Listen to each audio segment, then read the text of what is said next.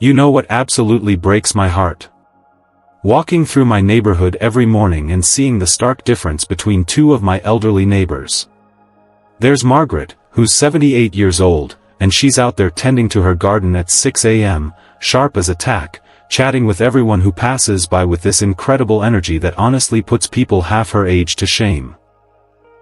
Then there's Robert, just down the street, who's only 74, and every time I see him, he looks exhausted, confused, shuffling around like he's carrying the weight of the world on his shoulders. And here's what's really fascinating, and maybe a little shocking. Both of these people have relatively similar health backgrounds, similar lifestyles, they even shop at the same grocery store and go to the same doctor. So what's the difference?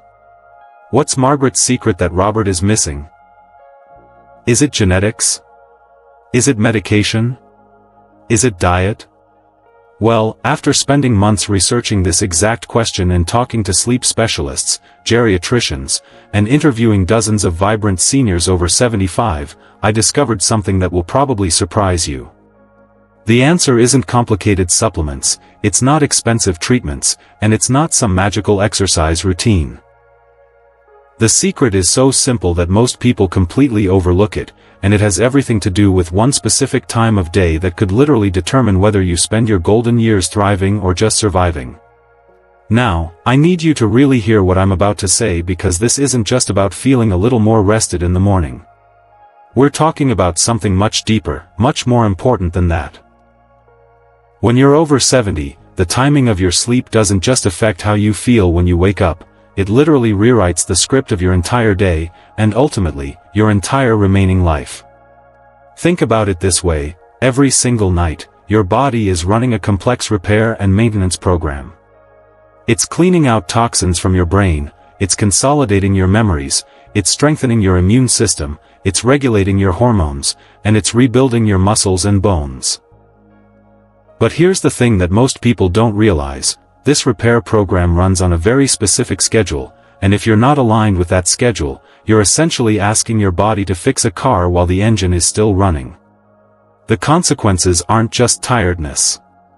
We're talking about increased risk of falls that could end your independence forever. We're talking about memory issues that could steal your precious moments with grandchildren. We're talking about a weakened immune system that makes every cold, every flu, every infection a potential threat to your life. And perhaps most heartbreaking of all, we're talking about losing years, actual years, of quality time with the people you love most. Today, I'm going to share with you the exact bedtime recommendations that leading sleep specialists and geriatricians are giving to their healthiest, most vibrant patients over 70. But more than that, I'm going to reveal the 3 critical sleep timing mistakes that could literally be stealing years from your life. Mistakes that 8 out of 10 seniors are making right now without even realizing it. And if you stay with me until the very end of this video, I'm going to share something truly special. The one bedtime ritual that researchers discovered is practiced by 9 out of 10 people who live to be over 100 years old while maintaining their mental sharpness and physical independence. This isn't something you'll find in any medical textbook, but it could be the missing piece that transforms how you age. If you're ready to discover how something as simple as adjusting when you go to bed could be the key to unlocking more energy, sharper thinking, and potentially adding years to your life, I need you to do 2 things right now. First, comment "better sleep" below so I know you're committed to making this change with me. And second, make sure you're subscribed to Elderly Wisdom Guide because I'm building a community of people who refuse to accept that aging means declining. We believe it means getting wiser, stronger, and more vibrant with each passing year. Alright, let's talk about the bedtime sweet spot after 70, because what you're about to hear just might change the way you sleep forever. Let's start with a simple story. Harold is 74. Sharp mind, kind heart, the kind of man who still enjoys his crossword puzzles and a hot cup of tea at night. For most of his adult life, Harold went to bed at 11 p.m. That was his rhythm. It worked for years. But lately, things started changing. He'd wake up around 4 in the morning, sometimes 3:45, feeling completely drained. And it wasn't just physical exhaustion. His thoughts were foggier, his temper a bit shorter, and his motivation?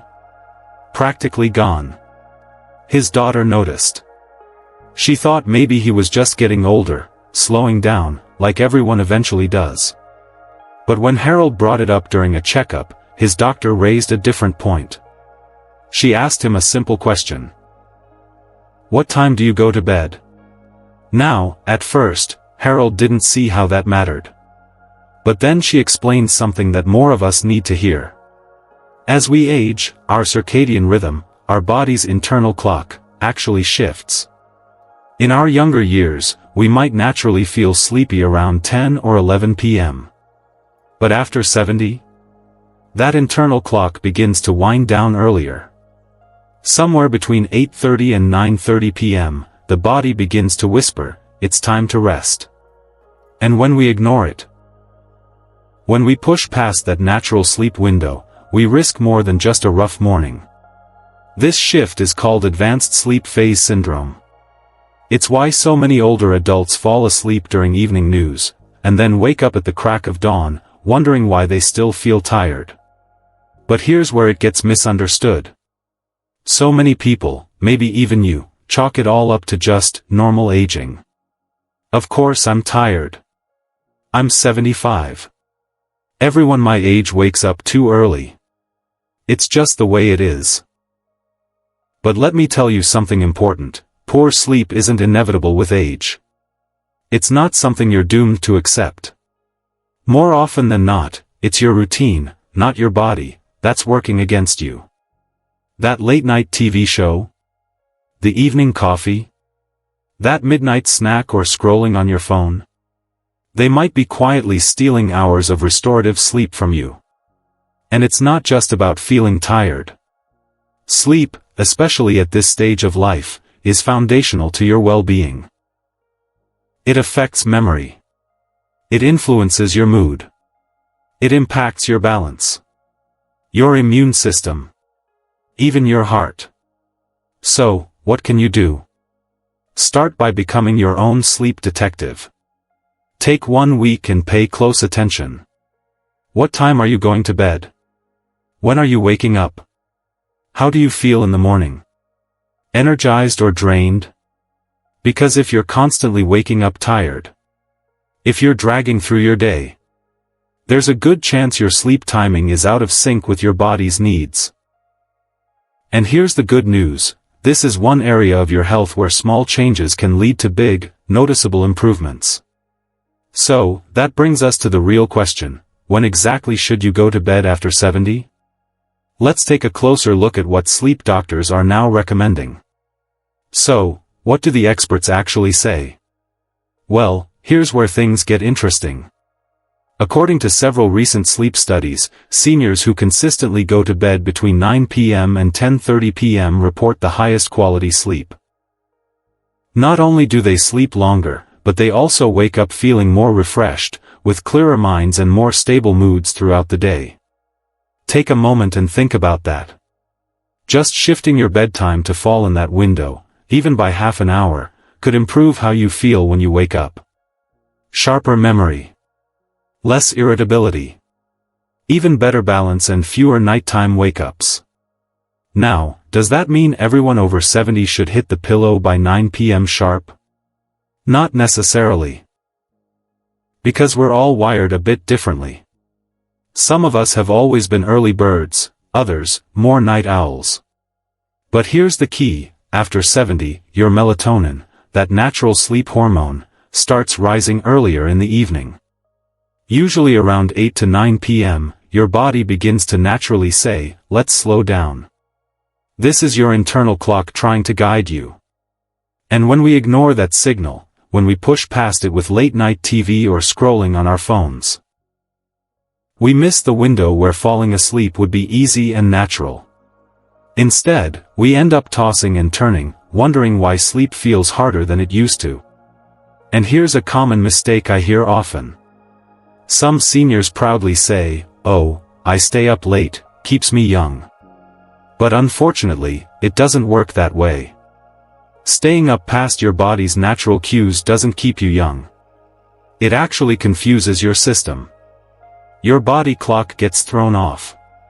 Sleep becomes fragmented. You wake up more often in the night. You feel groggy in the morning. And over time, it chips away at your energy, your mood, and even your memory. So, what can you do if you've been going to bed later your whole life? Here's a gentle approach: adjust gradually. Start by moving your bedtime earlier by just 15 minutes every few nights. If you usually go to sleep at 11 p.m., aim for 10:45 tonight. Then 10:30. Give your body time to adapt. And equally important, keep your wake-up time consistent. Yes, even on weekends. Your body thrives on rhythm. Waking up and sleeping at the same time every day helps your internal clock settle into a healthy groove. Think of it like this: you're not forcing sleep. You're simply creating the conditions for your body to do what it naturally wants to do. But here's the twist: bedtime alone isn't everything. What you do before you crawl under the covers, that can either invite deep rest, or sabotage it completely. So, let's talk about your evening routine. Because a peaceful night's sleep doesn't begin when your head hits the pillow. It starts long before that. Let me tell you about Mary. She's 72. Lively, full of humor, and the kind of person who still calls her friends just to check in on them. Her routine? Every night, she'd watch her favorite shows, just one more episode, and treat herself to a little bowl of ice cream. Nothing crazy. Just a way to relax. But for months, Mary had been waking up tired. Sometimes groggy. Other times, almost anxious for no reason.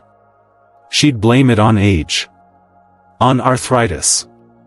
On just one of those days. But eventually, her doctor asked a simple question: tell me about your evenings. And that's when the pieces started coming together.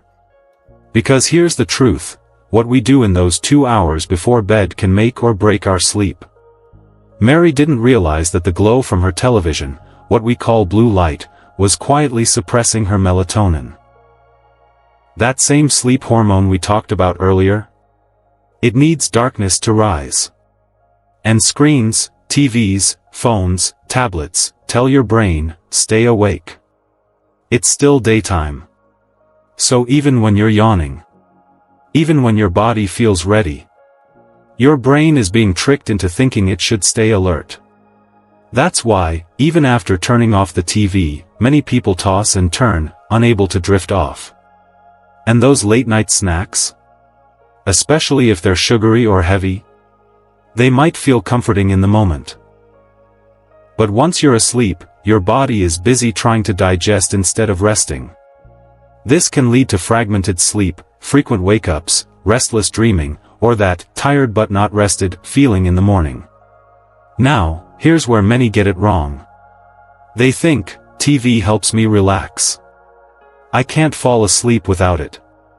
But what's really happening is that the habit has replaced the natural process. The screen is stimulating, not soothing. It delays your sleep, then interferes with it once it begins. So, what can you do instead? Let's talk about building a real wind-down routine, one that actually supports your sleep. Start by dimming the lights around 8 p.m. Lowering the light signals to your brain that nighttime has arrived. Play soft music or nature sounds, something gentle that soothes the mind. Consider a cup of warm herbal tea, like chamomile or lemon balm. No caffeine. Nothing sugary. Just warmth and calm. And try light reading. Not on a tablet. A real book or magazine. Pick something comforting. Familiar. Nothing too intense or emotionally heavy. Stretch gently. Say a short prayer or reflect on 3 good things from your day. These small rituals tell your body, it's time to let go. You're safe. You can rest now. And above all, put the screens away. Phones. TVs. Even bright lamps. If you do nothing else, this alone can improve the depth of your sleep. You see, sleep isn't just about what happens in the bedroom. It starts with how you end your day. And now that you know what habits might be quietly sabotaging your sleep, let's shift to something just as important, the space you sleep in. Because even the most perfect bedtime routine can fall flat if your sleep environment is working against you. Let me tell you about George. He's 76, retired, and a man of routine. For years, he believed his patchy sleep was just something he had to accept. He'd go to bed at a decent hour, did his best to wind down, even cut back on late-night snacks. But still, he woke up. Every night. Sometimes to use the bathroom, other times just staring at the ceiling, wide awake at 2 a.m. Then one day, almost by accident, he made a few small changes. He replaced his ticking wall clock with a silent one. He installed blackout curtains to block out the streetlights that had always poured through his bedroom window. He even added a soft white noise machine, just a gentle hum in the background. And what happened? For the first time in years, George slept deeply. No tossing. No turning. Just peaceful, uninterrupted rest. He woke up feeling like himself again. Why does this matter? Because as we get older, we become more sensitive to the things we used to ignore. A flickering light outside. A neighbor's dog. Even the hum of a refrigerator down the hall. These minor disruptions can pull us out of deep sleep and keep us from falling back in. And here's something many people get wrong.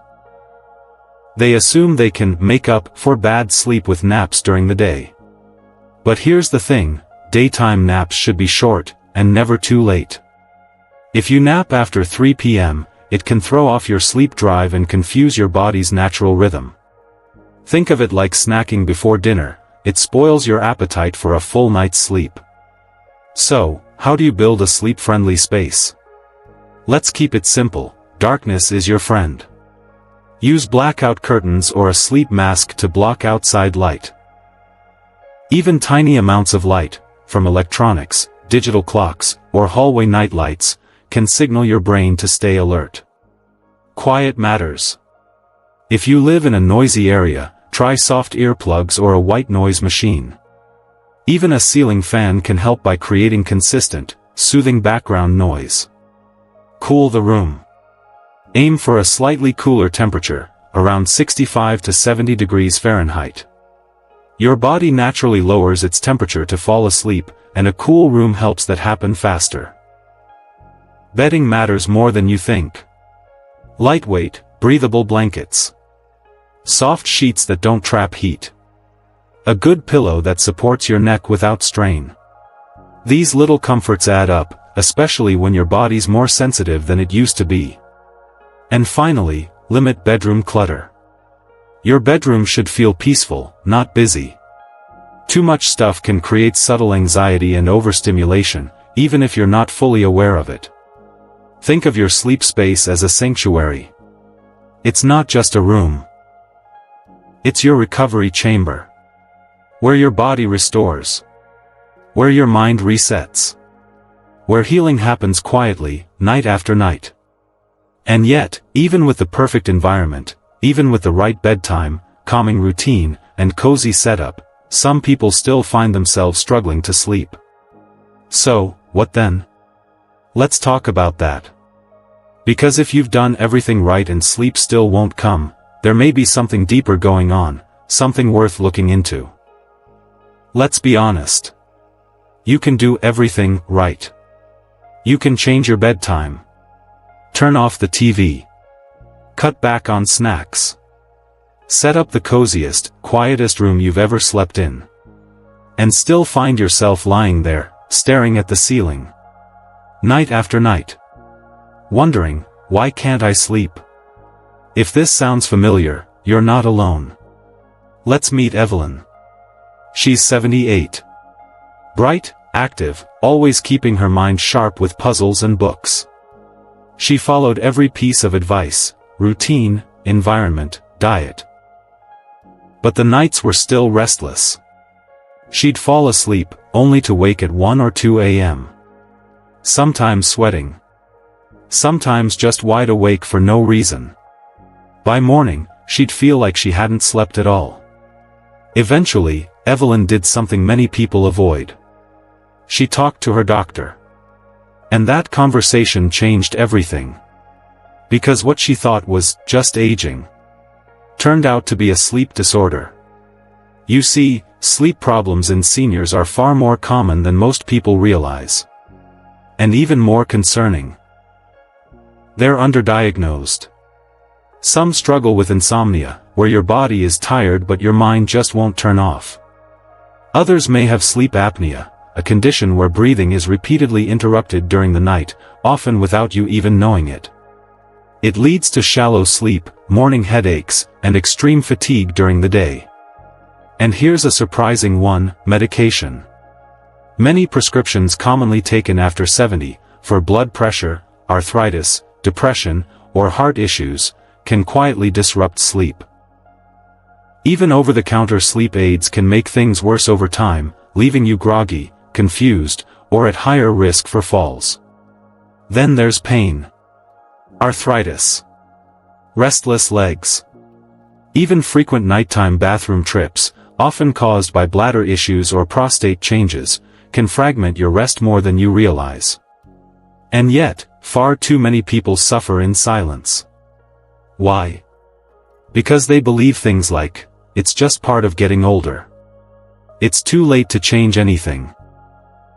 I don't want to bother the doctor about sleep." But here's the truth: it's never too late. Sleep is a vital sign. Just like your blood pressure. Just like your heart rate. And it tells your body whether you're healing, or hurting. So when should you speak to a doctor?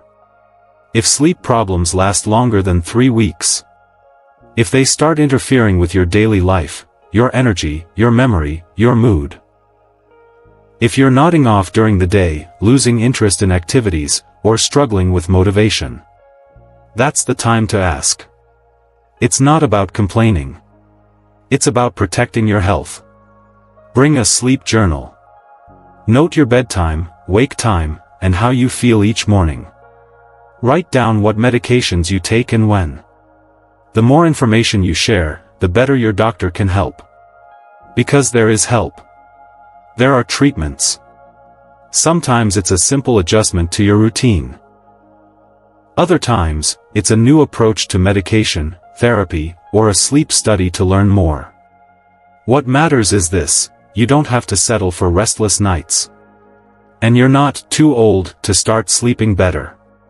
Your sleep matters, for your memory, your strength, your happiness, and your life. And I know, this can all feel like a lot to take in. But don't worry. Let's take a breath. Because in just a moment, I'll walk you through everything we covered. And leave you with a little encouragement to carry into tonight. Let's pause for a moment. Because aging, it isn't easy. You feel changes in your body you didn't ask for. Your memory feels a little fuzzier. Your steps, just a little slower. And those sleepless nights, they start to feel like a cruel reminder that something's shifting inside you. It's easy to feel like you're losing control. And sleep, something so natural, so essential, can become one of the most frustrating parts of it all. You lie awake thinking, why is this happening? Why won't my mind settle? Will it always be like this? But here's the truth I want you to hold on to tonight: sleep is not gone. It's not lost forever. And you can get it back, better, deeper, more healing than it's been in years. It starts not with a big change. Not with a prescription or a perfect bedroom or the right pillow. But with a shift in how you think about sleep. Because sleep isn't just about going to bed early. It's about giving your body permission to rest. To repair. To heal. It's about honoring your journey. Your decades of hard work. Your memories. Your love. Your strength. It's about saying, I've earned this rest. I deserve to feel good tomorrow. I want to be present for my grandchildren, my garden, my morning walk, or just that quiet cup of tea by the window. So, let's reframe the picture. Going to bed at 9 o'clock doesn't make you old. It makes you wise. Because you know your body better than anyone else does. You know when it's time to listen. And here's something simple you can do tonight: set a gentle reminder on your phone. 30 minutes before the time you'd like to be asleep. Let that moment be your cue to wind down. Turn down the lights. Turn off the noise. Maybe play some soft music, sip some chamomile tea. Let yourself transition, peacefully, from the busy world, into rest. Do it just for a week. Give it time. Notice how you feel. Because you might just find that your mornings start to feel a little brighter. That your thoughts become a little clearer. That spark of energy, that spark you thought was gone, starts to return. And here's the part one don't want you to forget: you deserve this. You've spent a lifetime putting others first. You've worried, worked, sacrificed, loved. Now, it's okay to rest. It's okay to slow down. To let go of what doesn't serve you. To sleep, not because you're tired, but because you're healing. Better sleep doesn't just mean fewer yawns. It means more laughter. More energy for your favorite hobbies. More strength to be with those you love. More life in every day you're given. So tonight, be kind to yourself. Give yourself that gift. Close your eyes with peace. You are not losing control. You are taking it back. And I promise, you're not alone on this journey. You've got this. And I'm right here with you. So, let's take a breath and just revisit what we've learned today. We talked about why sleep changes after the age of 70, how your body's natural clock starts shifting, and why that matters more than most people realize. We explored the best time to go to bed, according to doctors, somewhere between 9 p.m. and 10:30 p.m., when your body naturally starts winding down. We uncovered evening habits that might be getting in your way, like late-night screens and sugary snacks, and how small, thoughtful changes can bring big results. We looked at how to create a peaceful sleep environment, one that works with your aging body, not against it.